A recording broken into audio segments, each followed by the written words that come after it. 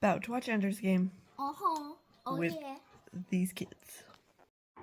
Watching Ender's Game. I read it first, and it's one of my favorite books.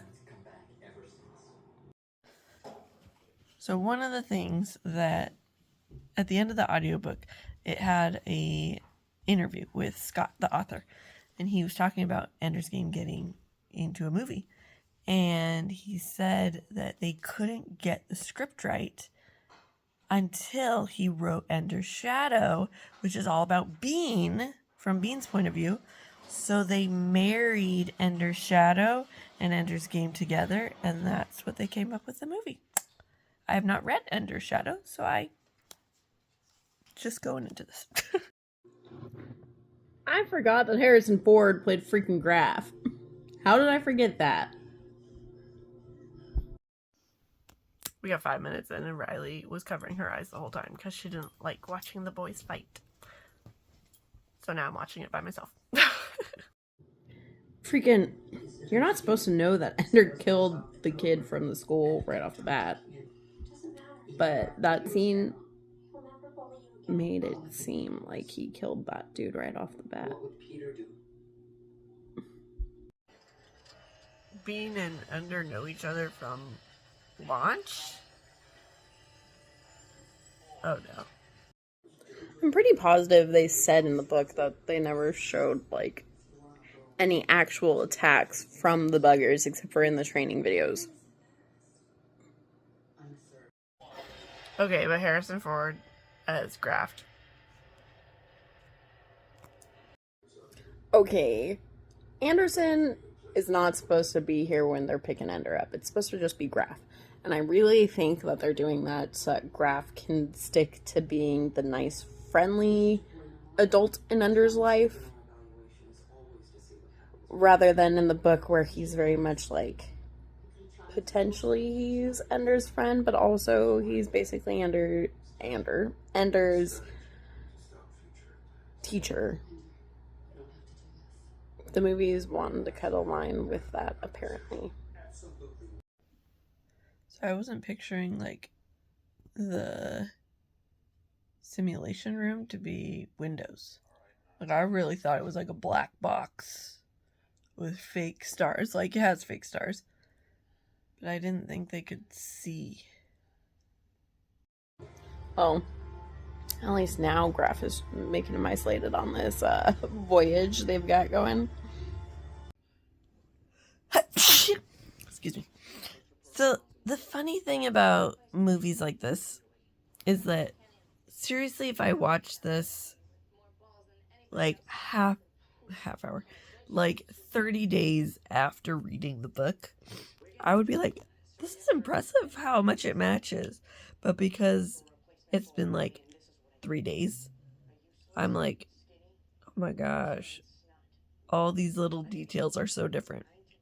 But overall, it's actually got the concept. I mean, I'm a half hour in, so who knows? Okay, I thought that Dap was supposed to be young, and Graf is literally... he's a major character in the book, but he's a bit character, if that makes sense. Whereas the movie, he's in, like, almost every scene. And, of course, you cast Harrison Ford, so duh, you probably want to put him in more scenes than not, but going a little off script there. Ender would have followed orders. That's the whole point. I do enjoy seeing the game. He's playing with a giant right now. Except for he's a little mouse, and that's not... he's supposed to be his character. That would legit stress me out to be just, like, flying through space and then get stunned so you can't move. And you just got to keep going whichever direction you're going. Like, claustrophobia to a different level. Wow, Alli didn't even say salam. Also, it was supposed to be like this sweet moment between them, not as Ender's leaving. Oh, I forgot that that's who Bonzo is. Oh, I forgot that's a good character. Or good actor for that character is what I meant. Okay. Dragon Army. Who said these people could be in it? They're not supposed to be in it, are they, Luna?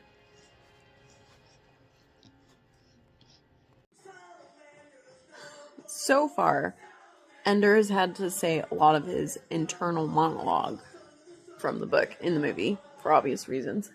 But the problem with that is Ender was such a smart character in the book because he was able to figure things out and you could see his thought process behind it, and he didn't tell people about it.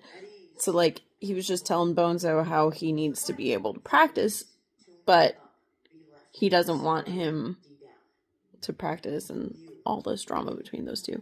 He said something that I was like, that's not really something you should be saying out loud to this guy, but I get why it's for the audience to understand, but that kind of makes it worse.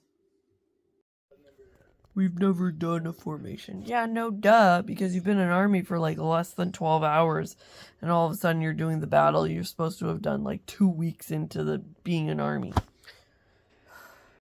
Okay, I will say, I thought I was gonna have a lot more notes than I actually have for this. I'm surprised. See, him quitting and like being so upset makes way more sense in the book because they put him through way more than they have in the movie. They could have done like a montage and shown everything they've done, but no, it was like one battle. It's like, oh no, it's too much. I really just paused the movie because I felt like we were almost done, because I was like, wow, we're already getting to Ender getting his army. Like, this seems crazy. I have an hour left. And they cut out a lot of stuff from the start of the book. Like, he doesn't get Dragon Army until you're like about halfway through the book, if not 3/4 of the way through the book. So, why? Why? I mean, I think it's so that we could see all the battles that he's about to do with the Dragon Army, because those are kind of important. But also, why? That's all I want to know, why.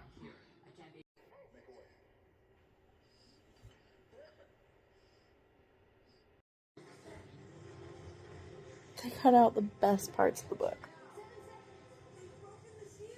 I love all of the, like, trainings and all the, like, extra practices he did with everyone in battle school, and I skipped over all that.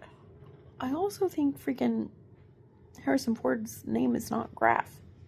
And I'm thoroughly confused. I need to look that up.